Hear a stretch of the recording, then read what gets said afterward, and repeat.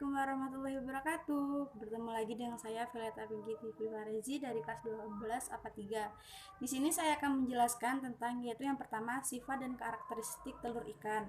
Yang kedua, tahapan perkembangan telur ikan dan yang ketiga adalah teknik penanganan telur ikan.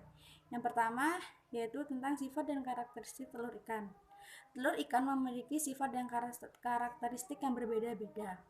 Beberapa jenis telur ikan memiliki sifat dan karakteristik menempel di substrat, tenggelam, melayang, terapung dalam perairan.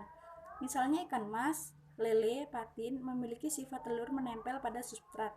Ikan gurame terapung di permukaan air. Selain itu, beberapa telur ikan memiliki perekat seperti telur ikan mas, lele, patin, koi, dan sebagainya. Sedangkan telur ikan bawal, nila, gurame, tawes tidak memiliki perekat. Yang kedua, tahapan perkembangan telur ikan. Proses perkembangan embrio telur ikan dapat dibagi menjadi 3 tahapan, yaitu pembelahan inti sel telur, pembentukan calon embrio, dan perkembangan embrio hingga telur menetas. Proses penetasan telur ikan mas, lele, patin, nila, bawal melayang-melayang dalam air, sedangkan telur ikan gurame terapung dalam air. Di alam penetasan telur ikan nila diirami dalam mulut ikan betina, sedangkan telur ikan bawal telur ikan arwana diirami oleh induk ikan jantan. Sedangkan telur ikan gurame menetas di dalam sarang tetapi dijaga dan dirawat oleh induk betina. Sedangkan telur udang diirami pada bagian perut. Bermacam telur dan larva ikan bercampur aduk dalam tingkat perkembangan yang berbeda-beda. Dan yang ketiga yaitu teknik penanganan telur ikan.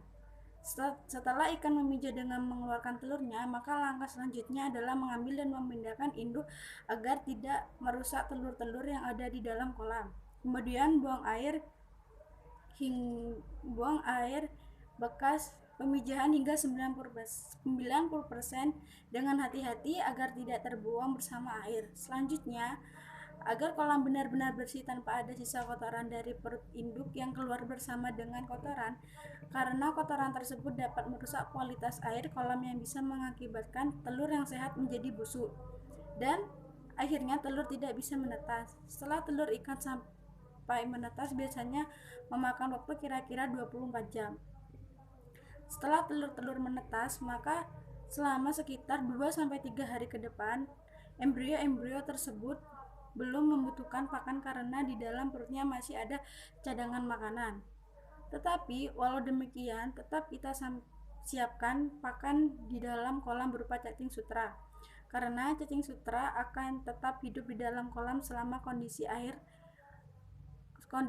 kolam selalu dalam keadaan terjaga dengan adanya air yang selalu mengucur, sehingga setiap saat bibit ikan membutuhkan makanan, mereka akan dengan mudah mendapatkannya. Di samping itu, keberadaan cacing sutra di dalam air tidak menimbulkan polutan karena keadaan yang masih hidup, dan cacing sutra ini akan tetap hidup berdampingan dengan larva-larva lele selama airnya terus mengalir. Untuk cacing sutra ini sendiri termasuk yang belum tergantikan jika dibandingkan dengan pakan alami lainnya. Itu saja yang bisa saya dapat sampaikan.